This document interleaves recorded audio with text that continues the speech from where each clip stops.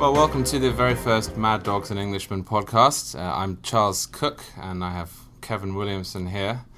And we're going to talk about California to start with. Kevin. Yeah.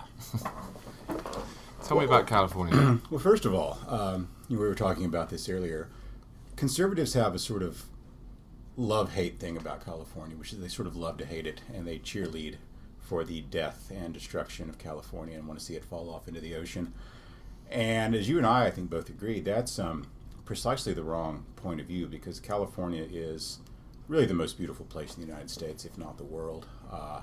One of the reasons I write so much about it and that I care so much about it is because I'd like to see it turned around, because I wouldn't mind living there at some point in the future. You know, we all talk about moving to Texas because, well, I'm from there, but also because of the, friendlier political and economic environment. But where you really want to move to is California, because it's really just so much nicer. I say it as a native Texan, there's no comparison between the two. And so, you hate to see it fall apart. And conservatives, I think, shouldn't, we shouldn't cede all the good stuff to the bad guys. We shouldn't cede Manhattan and Brooklyn and California and the cities and other things that we like. So, yeah, California, terrible mess. I was writing about the economy earlier this week. Essentially the transformation of San Francisco into the equivalent of a gated community, where it's essentially economics instead of laws keeping people out. But some interesting California news this week. Occidental Petroleum, which is one of the biggest companies in California, I think it's number 115 or something on the Fortune 500, is relocating to Houston, Texas. And surprise, surprise, an oil company moving to Houston. So Chevron, I guess, is still going to be based in California, but who knows for how long. I mean, they haven't said anything about moving, but I wouldn't be surprised if they did. With an interesting Apple, which is getting ready to build a $5 billion headquarters in Cupertino, California, just announced an expansion in Austin, Texas, where they're going to have nearly 4,000 employees, I guess. I think that'll make it their second biggest site. As I understand it, that makes their Austin operation about 3 or 4 times the size of their European headquarters. So it's a significant investment. Yeah, I mean, I'm struck by the conservative dislike for California in some ways, but it is natural. I mean, if somebody says to you, look, I'm going to stick a knife in my mouth and then go running, and you say, well, don't do that because you'll die, and then they die, there is a perverse satisfaction in there at some level. You say, I told you not to do that. And I think when conservatives say California, this is because California has for a while now sort of said, we're going to do everything that you say is bad, and we're going to come out of it ahead. And so we sort of say, well, California kind of deserves this.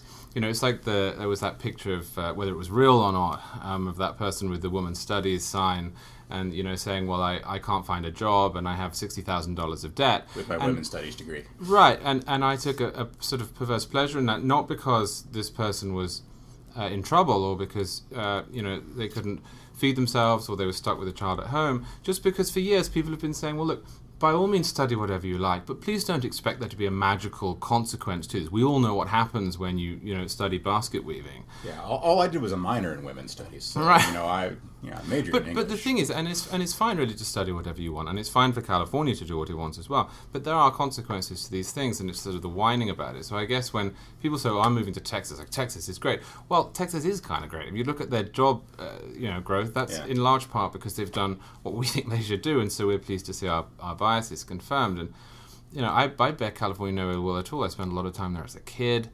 It really is the most beautiful place, and conservatives who haven't been there sometimes fail to realize what it's like. They don't believe. Jane Orlinger was saying that he wanted to debunk how great California is the first time he went there, and after about 2 hours of being there, he said, well, this is paradise. Yeah, it really is.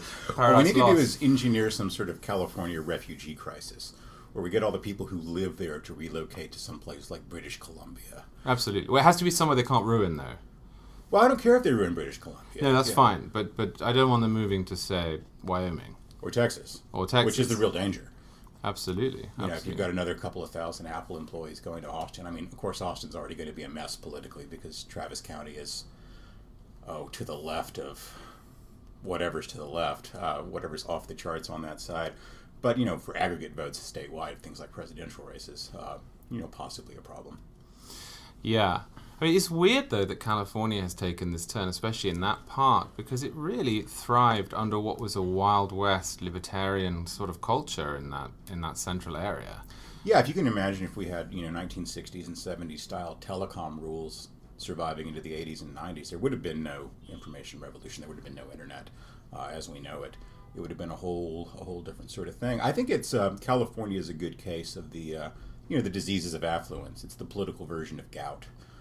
When you've done so well and there seems to be so little downside for being dumb. In the 90s, we had this joke during the Clinton administration that we could afford to be stupid because the economy was doing so well. We could experiment, we could try different sorts of things. We could maybe spend some money on stuff that wasn't entirely essential, and that all seemed like a really great idea about 1997, 1998. Then suddenly, it didn't seem like nearly such a good idea. Speaking of things that aren't good ideas, have you ever emptied a gun into a car full of kids? I haven't. I don't want to either. No, that was a subtle segue into our next topic, which is the Dunn trial, and the news that this morning a juror has confirmed that there were, in fact, people on the jury, 3 it seems, who bought Michael Dunn's self-defense claim, which I have to say I think is preposterous, having followed the case myself.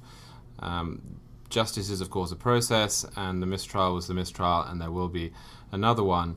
But really, his story was full of holes, and the verdict was unsatisfying, certainly for me. Having said that, I think there's been so much misinformation around this Dunn trial that it's probably important to correct some of it.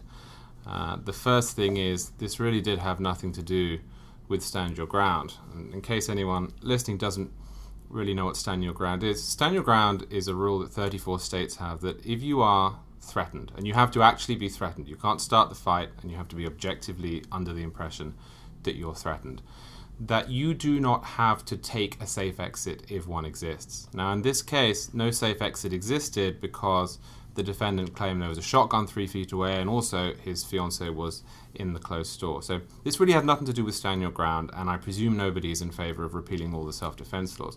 What this does mean is that people who are angry with Florida are angry with the jury.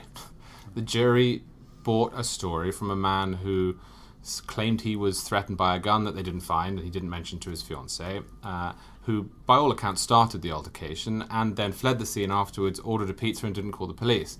Now, I find that very difficult to digest. Nevertheless, it is probably better to have a system in which the defendants get off, and he hasn't got off, of course, it was mistried and there are 4 guilty verdicts, but get off than are prosecuted at will. Right, so he was convicted on the attempted murder charges, but had a mistrial on the... and of firing missiles into a vehicle or whatever the words are. Right. And something we talked about before, and this is a real sort of liberal-conservative split, which is that people like us can kind of digest that verdict a little more easily because we see justice as a matter of process. So there was a fair trial, the jury did what it did, it came to a conclusion that neither you or I think is probably entirely the right one, but it seems like an okay outcome. But the left doesn't see justice as a matter of process. They see it as a matter of outcomes only. It doesn't matter what the process is. It's just a matter of outcome. And that's true whether it's criminal cases or whether it's distribution of wealth and income in society. So I think that you're right about that, in that the people who are really unhappy on the left with this outcome simply are looking at it as an outcome, not as a question of how legal processes work, how trial or jury works. Yeah, and I think you often have to ask the question, okay, you're annoyed about this, and I'm annoyed about this, but what are you actually going to do about it? Now, I don't think that anybody would suggest that defendants should not be able to claim self-defense in court when they've been accused of something by the state, and I don't think that anybody would want to see the 49 out of the 50 states that currently make it incumbent upon the state to prove that the defendant wasn't acting in self-defense inverted. I think those principles are probably 90-10, 95-5 issues in the country at large. I also presume that most people wouldn't want to get rid of a jury trial. So the question has to be, okay, you don't like what this jury used its power to decide. Fine. But what do you actually want to change about that? And really all you're left with is, well, juries are unreliable in the context of what I wish them to do. Well, absolutely. But that's their prerogative. Now, in some places this has been presented as an indictment of concealed carry. Now, you're a gun guy, I'm a gun guy. I've had concealed carry permits in a few states, although tragically not the place in which I currently live because New York City makes it impossible. I know you're working on getting a concealed carry permit for where you live. As someone who's a fan of these arrangements and who thinks that 9 out of 10 people would be better off having a concealed carry permit, it's still the case that there is gross irresponsibility. It's just the human condition. I mean, if alcohol is legal, people are going to drink irresponsibly. If cars are legal, people are going to drive irresponsibly. And if concealed carry is permitted, there are going to be people out there who use their guns irresponsibly. And this is just, I think... well, and if concealed carry is not permitted, of course, well, because of course, people will just carry them anyway. Because those people are already criminals. But, as you know, when you get a concealed carry permit and the sort of culture around the world of people who carry, there's a very strong sort of sense of sanction against putting yourself in situations where you might be tempted to use your gun.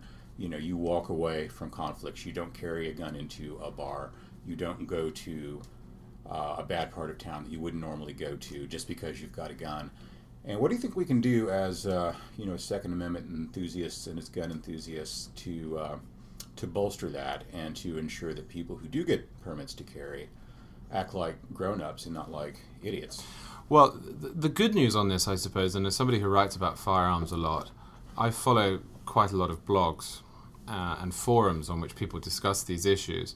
And there is already a very pronounced message there to people who've just started carrying or who are going to carry. Look, as you say, do not get into an argument when you're carrying a firearm. If you do get into an argument, lose the argument. Walk away. Become the most humble you have ever been. You're not a policeman. You're not a neighborhood watch guy. You're not in the army. You're just there in case and in the extreme circumstances that you need to use it.